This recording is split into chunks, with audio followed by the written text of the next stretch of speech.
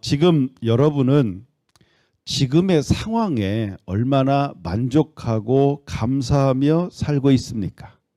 아니면 지금 나에게 부족한 것 때문에 불평하고 불만족스럽고 그래서 그걸 채우려고 노력하고 있습니까? 과연 하나님은 우리 성도들이, 우리 그리스도인들이 어떤 태도를 가지고 이 세상을 살아가기를 원하실까요? 자, 그 말씀을 한번 보겠습니다. 디모데전서 6장 6절에서 8절까지 말씀인데요. 읽어보겠습니다. 지금 가지고 있는 것에 만족하는 것은 경건에 큰 도움이 됩니다. 우리가 세상에 올 때 아무것도 가지고 오지 않았으므로 세상을 떠날 때도 아무것도 가져가지 못합니다. 그러므로 먹을 음식과 입을 옷이 있다면 만족할 줄 알아야 합니다. 예, 지금 가지고 있는 것에 만족하는 태도는 경건에 큰 도움이 된대요. 그런데 이제 이걸 뒤집어 보면, 거꾸로 해보면, 지금 가지고 있는 것에 만족하지 못하면 경건 생활에 도움이 안 된다는 거예요.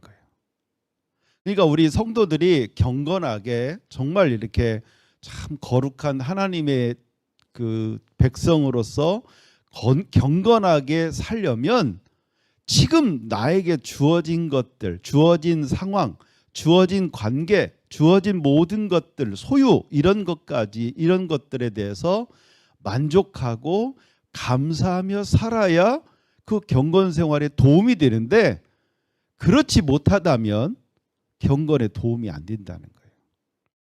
그래서 바울 사도는요, 지금 먹을 것과 입을 것이 있다면 만족하면서 살아라. 큰 욕심을 가지고 그걸 채우려고 하지 말고 지금 가지고 있는 것에 만족하며 살아라. 그렇게 말하고 있습니다. 그런데 이 말씀은요, 사실 예수님의 말씀과도 일치합니다. 제자들이 예수님에게, 예수님, 우리에게도 기도문을 좀 가르쳐 주세요. 우리가 매일매일 기도를 해야 되겠는데 어떻게 기도하면 좋겠습니까? 그렇게 묻자 예수님이 주기도문을 가르쳐 주셔요. 근데 그 주기도문에도 오늘 바울 사도가 우리에게 했던 그 말씀과 일치하는 대목이 나와요. 어떤 말씀이냐? 마태복음 6장 11절 말씀인데 같이 읽어보겠습니다. 오늘 우리에게 일용할 양식을 주소서. 예, 오늘 우리에게 필요한 양식을 주소서. 여기 오늘이라는 단어가 되게 중요해요. 우리 보통 사람들은 하나님께 뭘 구합니까? 평생 먹을 양식, 아니면 적어도 몇 년치 내가 일 않고도 먹을 수 있는 양식을 우리 보통 사람들은 다 원해요. 왜 그럴까요? 앞으로 무슨 일이 닥칠지 모르니까, 먹을 게 없어서 고통당할 수 있으니까 미리미리 쟁여놓고 미리미리 잔뜩 싸놓고 싶은 마음, 그런 것 때문에 그러는데, 사실은 이런 마음 밑에 가장 기저에는 뭐가 있느냐? 두려움이에요. 두려움. 먹을 것이 없으면 어떡하지? 쓸 돈이 없으면 어떡하지? 그 두려움 때문에 잔뜩 쌓아놓고 싶은 마음이 크다는 거예요. 그러니까 두려움으로 사는 거예요. 두려움. 지금 여러분은 어떻습니까? 지금 가진 것에 만족하고 감사하며 살고 있습니까? 아니면 월급이 너무 적어, 집이 너무 좁아, 내 생활비가 너무 적어, 그러면서 부족한 것을 불평하면서 뭔가 더 채우려고 욕심을 내고 있지는 않습니까? 우리 인간은요, 하나님이 창조하셨어요. 우리가 핸드폰 같은 걸 사면 핸드폰하고 딸려 나오는 게 뭐지요? 매뉴얼이 있습니다. 전자제품에는 다 매뉴얼이 나와요. 그 매뉴얼이 뭐냐면 이렇게 구조가 돼 있다. 그리고 이 전자제품을 잘 사용하는 방법이 그렇게 나와요. 그리고 거기에 또 뭐라고 돼 있느냐? 이렇게 사용하면 고장이 난다. 그런 것들이 잘 안내가 돼 있어요. 그 매뉴얼이. 근데 하나님도요, 우리를 만드시고 우리를 창조하시고 이 세상을 창조하시고 하나님도 그런 매뉴얼을 우리에게 주셨어요. 그게 뭐게요? 그게 바로 성경입니다. 그러니까 우리는 성경을 잘 읽으면 이 세상에서 정말 행복하게 살 수 있는 방법을 배울 수 있고 고장나지 않는 법을 배우는 거예요. 그런데 그 매뉴얼을 무시하고 자기 마음대로 썼다가는 고장이 나는 거예요. 그래서 우리 성도들은요, 성경 말씀대로 살아야 됩니다. 성경 말씀대로 살지 않으면 반드시 그 인생은 고장이 나게 돼 있습니다. 하나님은 지금 우리가 가진 것에 만족하고 감사하며 살라고 말씀합니다. 이렇게 살지 않으면 인생이 고장 나는 거예요. 경건 생활, 정말 경건한 그리스도인의 삶을 살 수가 없어요. 어떤 분들은 이렇게 반문할지도 모릅니다. 지금 부족한 것을 채우려고 하는 노력이 왜 잘못입니까? 그렇게 노력할 때 발전이 있는 것 아닙니까? 맞습니다. 지금 부족한 것을 채우려고 노력하는 자세 좋습니다. 더 열심히 하고 더 공부하고 더 노력하는 거, 그건 잘못된 것이 아니에요. 그런데 불만을 가지고 여기 만족하느냐 만족하지 않는다면 무슨 말을, 반대가 뭐죠? 불만족인 거죠. 불만족. 그리고 불평하는 거죠. 자, 불만을 가지고 불평하면서 채우려고 한다면 그런 태도를 통해 무엇을 얻을 수가 있을까요? 아마 그런 태도를 가진 사람, 지금 상황이 내가 만족스럽지 못해. 이게 못마땅해. 내가 더 노력해야 되겠어. 그런 사람들은 얼굴이 주로 어떨까요? 아마 얼굴이 되게 경직되고 늘 불만이 차 있을 거예요. 왜냐하면 우리의 마음이 그대로 보여지는 게 얼굴입니다. 얼이 뭐냐면 자아라는 거거든요. 내 마음을 그대로 보여주는 게 내 얼굴이에요.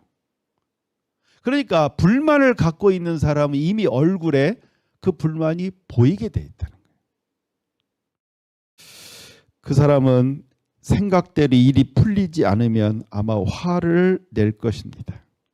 그리고 자기가 얻고자 하는 것을 얻지 못하면 불만이 더 생길까요? 줄어들까요?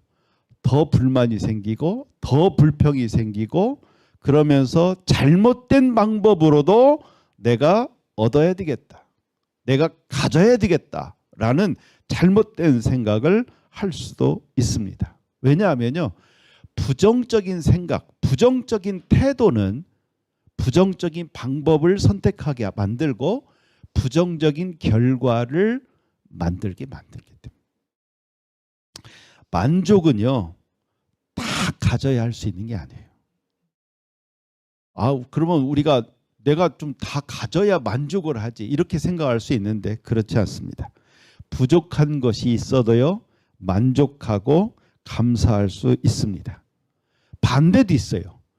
남들이 갖지 못한 것을 다 가져도 만족하지 못하는 사람도 있습니다. 감사하지 못하는 사람도 있다는 거예요. 그렇기 때문에 이 만족과 감사의 문제는 그 사람이 얼마나 가졌느냐 하는 소유의 문제가 아니라 그 사람의 마음가짐, 태도의 문제인 거예요. 많이 가지고 있어도 그의 마음가짐과 태도가 불만족스럽다. 그러면 감사할 수 없어요.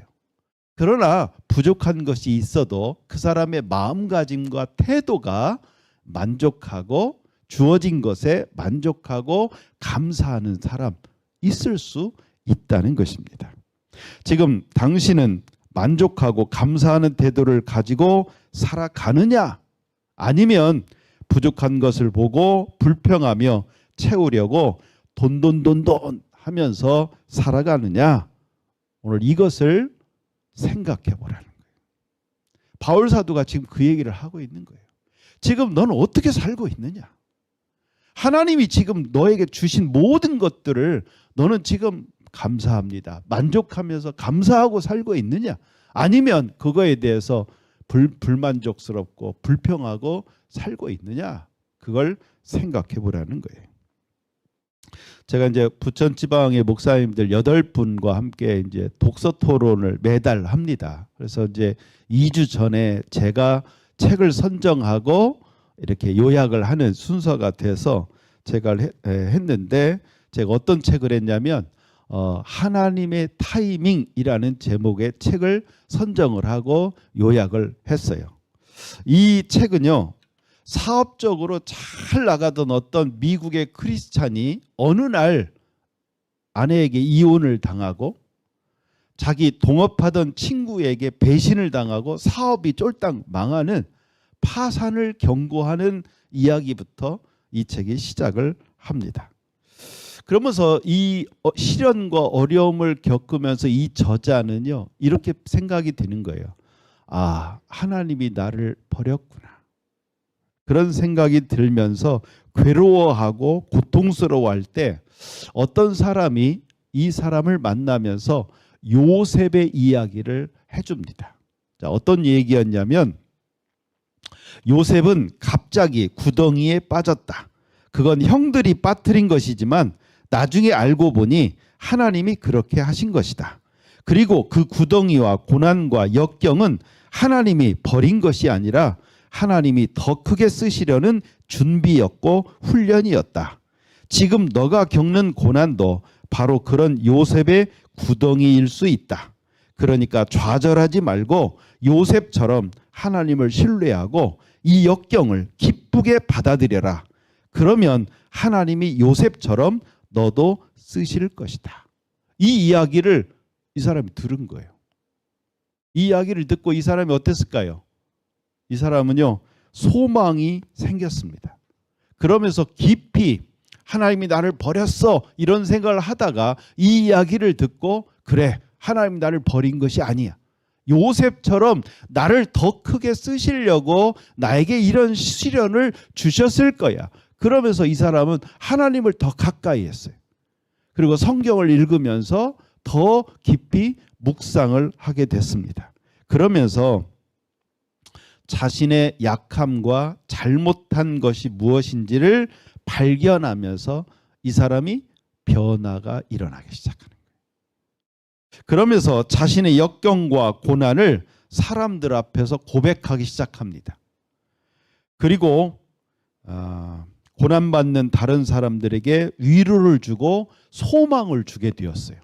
그리고 그 소문이 퍼지면서 전 세계적으로 다니면서 많은 크리스찬 기업가들에게 강연을 하고 위로와 소망을 주는 그런 사역을 하고 있습니다. 그 과정에서 이 사람은요, 자신의 이혼과 사업 실패의 원인이 통제하려는 마음이라는 것을 깨닫게 됩니다.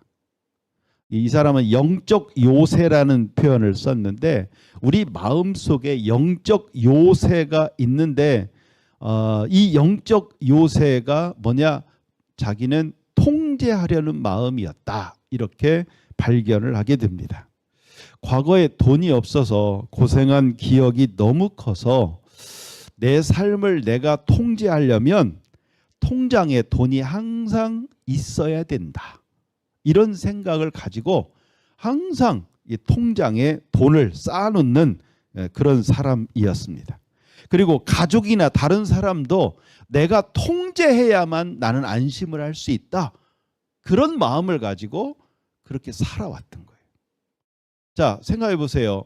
다른 사람을 내가 통제하려고 하면 그 같이 사는 사람이 어떻겠어요? 누가 제일 힘들었을까요? 배우자가 힘들었겠지요. 그리고 같이 일하는 사람, 왜냐하면 같이 일할 때 자기 본성이 제일 많이 나오거든요. 같이 일하는 친구가 어땠겠어요? 그래서 결국 어디서 터지느냐? 가장 힘들었던 사람이 터뜨리는 거예요. 나 당신하고 이혼하고 싶어. 나를 너무 통제하려는 당신 싫어. 나 이혼하고 싶어.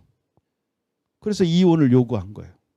그리고 같이 사업하는 사람 너무 통제하려고 하는 그것에 답답해서 나 독립하겠다. 그런데 우수 고객을 빼간 거예요. 그래서 파산하게 된 거예요.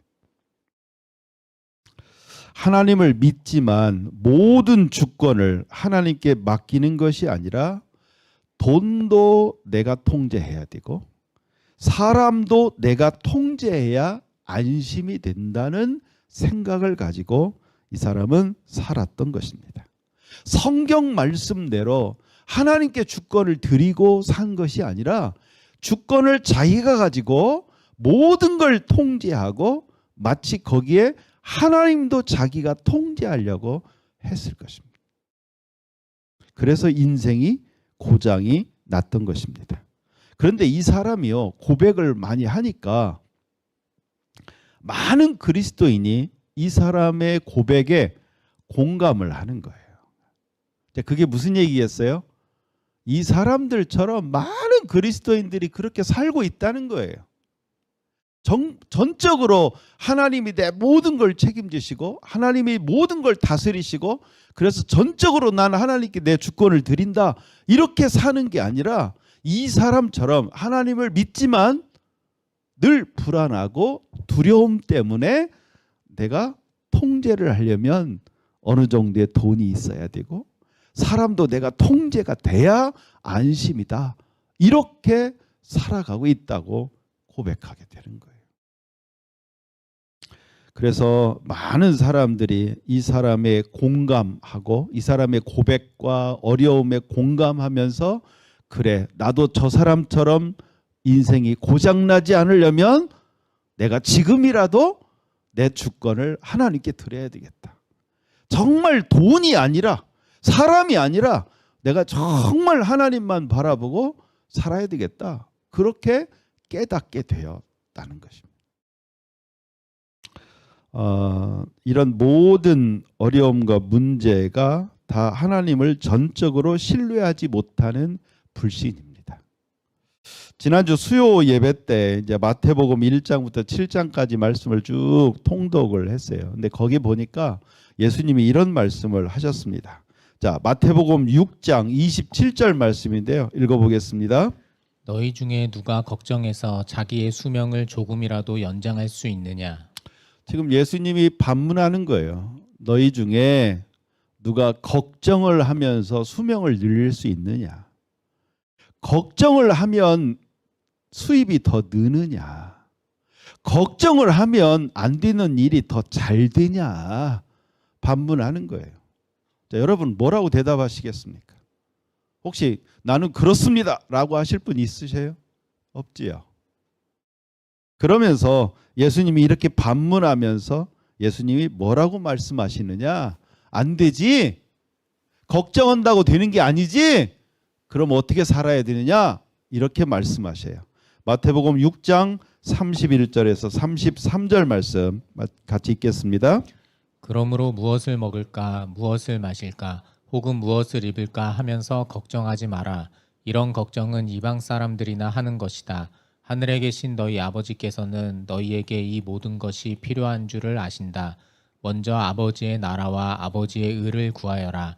그러면 이 모든 것들이 너희에게 덤으로 주어질 것이다. 예, 걱정하지 말고 돈 걱정, 앞으로 어떻게 살아야지 이런 걱정하지 말고 하나님의 나라와 하나님의 뜻만을 추구하라고 말씀하십니다. 그러면 우리에게 필요한 모든 것을 하나님은 이미 다 알고 계시대요. 그리고 그 하나님이 공급해 주신다고 말씀하고 있습니다. 우리는요, 하나님 믿지만 돈도 있어야 되고 사람도 있어야 되고 우리는 그렇게 생각하잖아요. 근데 예수님은 그게 아니에요. 아니다. 하나님만 바라라. 그러면 하나님이 해결해 주신다. 우리 인간이 얼마나 고민이 많고 미래에 대한 걱정이 많은지 아세요? 아까 예배 전에 우리 봄이랑 얘기를 하는, 그래서 봄이에게 제가 그랬어요. 이렇게 공부 걱정을 해요. 그래서 공부 걱정을 왜 이렇게 하느냐 그랬더니 연세대를 들어가야 된대요. 그래서 아니 왜 연세대를 들어가냐 그랬더니 연세 우유랑 연세 거기서 나오는 빵이 맛있대요. 그걸 먹으려면 거기 들어가야 된대요. 그 어린 아이도 그렇게 걱정을 하는, 미래가 암담하대요. 미래가 연세대를 들어가야 되는데 공부가 잘 안 돼서 암담하대요. 이미 우리 인간은 태생부터가 이미 걱정해서 근데 이게 다 아담의 후손이에요. 에덴 동산에서 쫓겨나면서부터 아담과 하와는 어땠을까요? 이제 뭘 먹고 살지? 걱정으로 사는 거예요. 걱정. 여러분 걱정이 될 때마다 내가 지금 아담의 후손으로 살고 있구나. 빨리 그것을 주님, 예수님의 말씀을 근거로 정말 하나님을 바라보고 살아야 돼요. 하나님을 믿는다는 게 뭘 말하는 걸까요? 하나님이 이 세상을 창조하신 거 믿습니다. 예, 아까 우리 사도신경 고백했죠. 하나님이 세상을 창조하셨다. 그것만 믿으면 안 돼요. 하나님이 나를 창조하셨다. 하나님이 나를 사랑하신다. 하나님이 내가 필요한 모든 것도 다 알고 계시다. 하나님이 내 필요한 모든 것도 공급해 주신다. 이것도 믿으셔야죠. 이게 진짜 믿음인 거예요. 이런 믿음을 가지고 살아가는 사람이 하나님의 자녀인 거예요. 이런 얘기를 하면서도 저도 걱정이 많습니다. 사실 돌아보면 제가 걱정해서 여기까지 살아온 게 아니거든요. 저는요 늘 기도할 때마다 하나님 나 같은 사람을 다시 받아주셔서 감사. 우리 교회를 개척하게 해주셔서 감사. 또 서울신대 비전을 주시고 지금까지 지켜주셔서 감사. 그렇게 생각해 보면요 진짜 기적 같아요. 사실 저처럼 목회해가지고는 금방 교회 문 닫는 게 정상이거든요. 근데 저는 정말 하나님을 신뢰했습니다. 100%라고 감히 말할 수는 없고 좀 많이 신뢰했어요. 그만큼 하나님 지켜주신 것 같아요. 우리 교회의 미래도 제가 걱정한다고 될 것이 하나도 없어요. 하나님이 하실 거라고 믿습니다. 앞으로 저는 더 큰 믿음을 갖고 하나님 옆에 나가야 된다고 저는 생각을 해요. 여러분은 어떻습니까? 여러분은 정말 온전히 믿음으로 살고 있습니까? 아니면 믿음도 필요하고 하나님도 필요하고 돈도 필요하고 사람도 필요하고 아까 그 고장난 크리스찬처럼 살고 있지는 않습니까? 그래서 바울 사도는요 이렇게 말씀합니다. 디모데전서 6장 9절에서 11절까지 말씀인데 읽어보겠습니다. 부자가 되려고 애쓰는 사람은 시험에 들고 함정에 빠지게 됩니다. 어리석은 일을 하다가 결국 자신을 망치는 구덩이에 떨어지는 것입니다. 돈을 사랑하는 것이 모든 악의 뿌리입니다. 돈을 더 많이 얻으려다가 진실한 믿음에서 떠나고 오히려 더 큰 근심과 고통만 당하게 됩니다. 그대는 하나님의 사람이니 이 모든 악을 멀리하십시오. 옳은 길에 서며 하나님을 섬기고 믿음과 사랑과 인내와 온유함을 가지십시오. 예, 부자가 되려고 애쓰지 말아라. 왜 부자가 되려고 합니까? 아까 말씀드린 것처럼 불안과 두려움. 앞으로 돈 없으면 안 되는 세상이 되니까 잔뜩 쌓아놓고 싶어서. 잔뜩 쌓아놓는 게 부자지요. 부자가 되려고 애를 쓰는데 그렇게 하다 보면 함정에 빠지고 구덩이에 떨어지니까 옳은 일을 하면서 믿음을 가지고 인내하면서 온유하게 살아라. 그러면 하나님이 복을 주신다. 이 말씀인 거예요. 오늘이 10월 첫 주인데 10월에 딱 맞는 노래가 하나 있어요. 제가 여러분께 노래 선물로 하나 드리려고 노래를 한번 잘 들어보셨으면 좋겠습니다.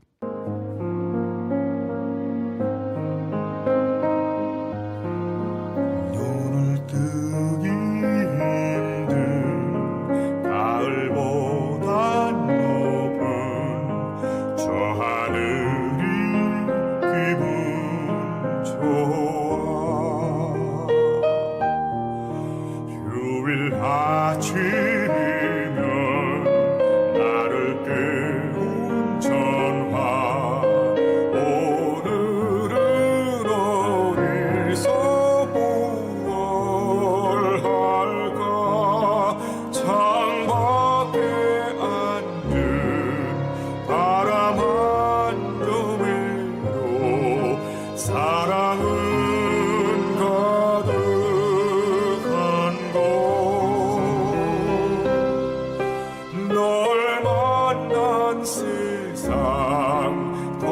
소원 없어 바램은 죄가 될 테니까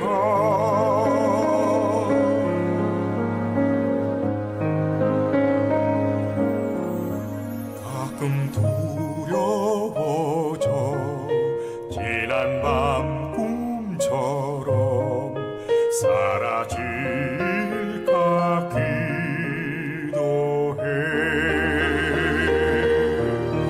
내일 너를 보고 너의 손을 잡고 내 곁에 있는 너를 확인해 창밖에 앉은 바람 한 점에도 사랑은 가득한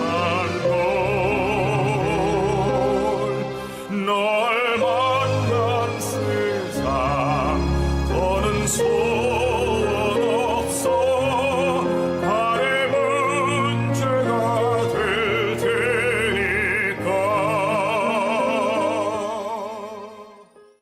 노래 참 좋지요. 10월이면 이 노래 참 많이 나옵니다. 이 김동규 씨는요, 성악가인데 이 노래로 되게 히트를 내서 돈을 많이 벌었어요. 몇 년 전에 우리 교회에 있었던 오승근 목사가 울산에서 결혼식을 한다고 그래서 가서 기도해 줬는데 이 김동규 씨가 와서 축가를 이 노래를 불렀던 기억이 납니다. 그런데 저는 이 노래를 들을 때마다 얼마나 짠한지 모르겠어요. 여기 보면 가사가 널 만난 세상 더는 소원이 없어 바램은 죄가 될 테니까 이런 가사가 있죠. 그런데 이분은요 100억을 사기를 당했어요. 왜 사기를 당했는지 아세요? 더 큰 돈으로 불려준다고 지인한테 투자를 했는데 이게 다 깡통이었어요. 얼마나 안타까운 일입니까? 인간의 욕심은 끝이 없습니다. 아까 그 가사 그랬죠. 더는 소원이 없어 바램은 죄가 될 테니까. 근데 노래대로 안 사는 거예요. 100억을 가지고 있으면서도 더 큰 돈을 불려준다고 100억을 그냥 투자를 했다가 다 사기를 당했던 거예요. 100억을 가지면요 200억 가진 사람이 보인대요. 만족이 없대요. 은행에 돈이 많은 사람이 진짜 부자일까요? 지금에 만족하고 감사하는 사람이 진짜 부자입니다. 남에게 베푸는 사람이 진짜 부자고 하나님 나라와 뜻을 위해 드리는 사람이 진짜 성도고 진짜 부자가 되는 것입니다. 성경은 그렇게 말하는 거예요. 돈이 많은 사람이 부자가 아니다. 그렇게 말씀하죠. 그러면서 예수님이 이렇게 진짜 부자는 어떤 사람이냐 이렇게 말씀합니다. 마태복음 6장 19절에서 21절 말씀인데요. 읽어보겠습니다. 너희를 위하여 세상에 재물을 쌓아두지 마라. 땅에서는 좀이 먹거나 녹슬어 못 쓰게 되고 도둑이 와서 훔쳐갈 것이다. 그러므로 너희의 재물을 하늘에 쌓아두어라. 하늘에서는 좀이 먹거나 녹슬지 않으며 도둑이 들어와 훔쳐가지도 못할 것이다. 내 재물이 있는 곳에 내 마음도 있다. 돈을 많이 쌓아놓으면 그게 행복을 우리에게 줄 것 같지요? 그렇지 않습니다. 제가 얼마 전에 우리 친구 제가 이렇게 하늘나라 간 친구 얘기했었잖아요. 평창의 별장에서 좋은 오토바이 타고 가다가 사고 나서 그날 이렇게 소천을 했는 그 평생 약국 운영하고 뭐 이제 살만하니까 이제 그렇게 갔어요. 그런데 안타깝게도 그 아들이 둘인데 그 큰 아들하고 지금 그 사모하고 갈등이 있어요. 갈등. 그 평창 별장을 가지고 갈등을 합니다. 예. 그래서 아들은 평창에 와서 이제 살고 싶다 그러는데 이게 다 약국 내가 벌어서 내가 다 한 건데, 그래서 아들이 상속 포기를 해야 이게 각시명의로 다 되니까. 근데 그것 때문에 갈등하는 이야기를 듣고 참 이게 여러분 진짜 부자는요 돈 많은 게 아니라니까요. 돈 잘못 있다가는 그 돈이 화가 돼서 가족들이 관계가 깨어지는 거예요. 그래서 엄마랑 자식이랑 형제랑 지금 아주 그냥 돈은요 정말 잘 쓰는 사람, 이게 차와 같아요. 차를 잘 쓰면 정말 유용하지만 잘못 쓰면 큰 교통사고 나서 흉기가 되잖아요. 돈도 마찬가지입니다. 예수님은 그 얘기를 하는 거예요. 돈 잘못 쓰지 말아라. 이 땅에다가 쌓아놓기만 하면 녹슬고 도둑맞고 그것 때문에 화가 생긴다. 그럼 어떻게 해야 돈을 잘 쓰느냐? 하늘에 쌓아라. 하늘에. 정말 여기 재물이 있는 곳에 마음이 있다. 이게 무슨 얘기인지 아세요? 진짜 하늘나라에 가기 원하는 사람, 진짜 천국 가기를 원하고 천국 갈 거라고 믿는 사람은요 천국에다가 투자합니다. 이 땅에다 안 씁니다. 하늘나라에 투자하는 게 뭐겠어요? 하나님의 일을 위하여 헌금을 드리는 거죠. 예수님은 그 말씀을 하시는 거예요. 우리는 이 땅에서만 잘 사는 게 중요하지 않잖아요. 우리가 이 땅에서도 잘 살아야 되지만 어차피 영원한 하늘나라에 가야 되잖아요. 그럼 영원한 하늘나라에 맞춰서 살아야 되죠. 그래서 이 땅에서 부자 되려고 너무 애를 쓰고 그러지 말아라. 정말 우리의 초점을 이 땅이 아니라 하늘나라에 쌓고. 내 친구 보면 아이고 너무 안타까워요. 그래서 가족들이 그렇게 갈등하는 거 알면 얼마나 속상하겠어요. 엄마랑 아들이랑. 지금 여러분은 어떻게 살고 있습니까? 지금 고장난 분 혹시 있을까요? 너무 이 세상에 추구하다가 고장난 인생도 있을 거고, 지금 점점 뭐가 꼬여가는 고장나고 있는 인생도 있습니다. 지금 여러분은 어떻습니까? 하나님을 믿으면서도 한편으로는 돈을 또 숭배하고 있지는 않습니까? 돈도 있어야 돼. 두 주인을 섬기듯이 그렇게 신앙생활을 하고 있습니까? 아니면 나는 정말 하나님만 있으면 돼. 돈도 사람도 하나님이 다 나에게 주실 거야. 그렇게 온전히 하나님만 믿고 살고 있습니까? 우리 자신을 한번 돌이켜보라는 말씀입니다.